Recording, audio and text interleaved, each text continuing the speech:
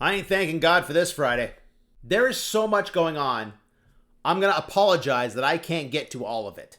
There's these files and their impact on World War III. I'm going to talk about that. I'm going to get angry at the right. I'm going to get angry at the left. And I'm going to kick it off with the rates and the shit show that's going down right now. First up, markets opened very red this morning.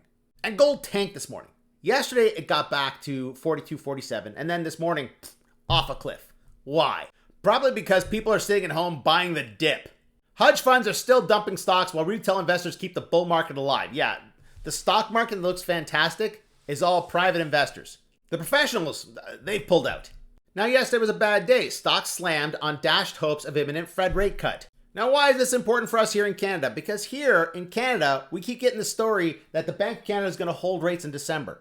If they hold rates, it'll have nothing to do with what's happening in Canada, and that's a problem. See, in the US, they're thinking they might hold the rates. Why? Worries about inflation and signs of relative stability in the labor market.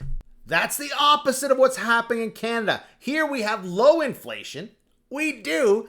And the labor market is shit. So here in Canada, rates are still too high. What's happening here and what's happening there, completely disconnected. And we need to start focusing on us and stop focusing on them.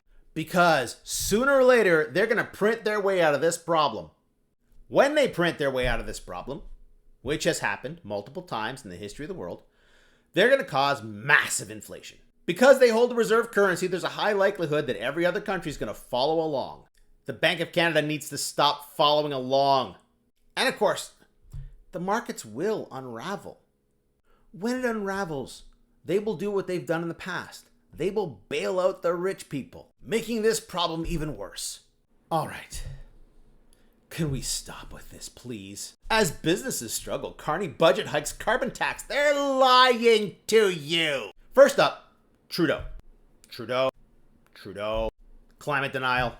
A little paragraph saying that, no, climate change is real. And then comes the lie.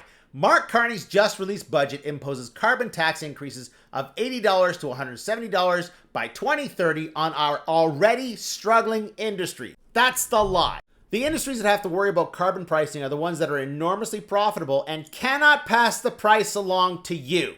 Oil and gas, mining, etc. The price of their product is set on an open market. There's an anchor for it. Like gold. That's the price of gold. If there's carbon taxes on the mining of gold, you can't increase the price of gold. The same is true of oil. They can't pass those costs along to you. They gotta pay for this stuff out of their own pockets. And that's why they're upset. And that's why they lie to you. And oh my God, can we stop? People on the left, can you crack open a book? Yes, I will agree. It is very misleading to say that this is Indigenous-led and have this project be funded and operated by an American company. Yes.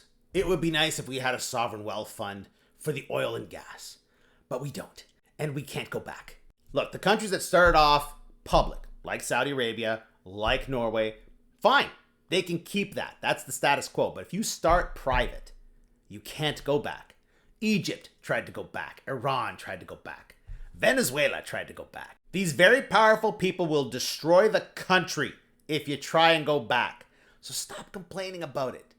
Just accept the upside. There are so many battles to fight out there. This one's a bad idea. All right, for those who are wondering if Bill Clinton was in those emails, yes, Bill Clinton is in those emails. Is that what you were hoping for?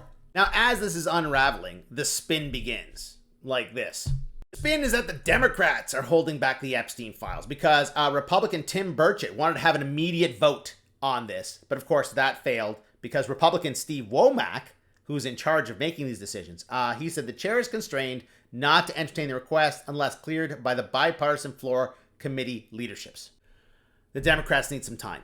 So this is how it works. The Senate and the Congress both have to vote in 2/3 majority. Because after the vote, it goes to the president and he can veto it unless there's 2/3 majority. What do you think the president's going to do when this bill comes up? Well, we all know what happened when this bill came up.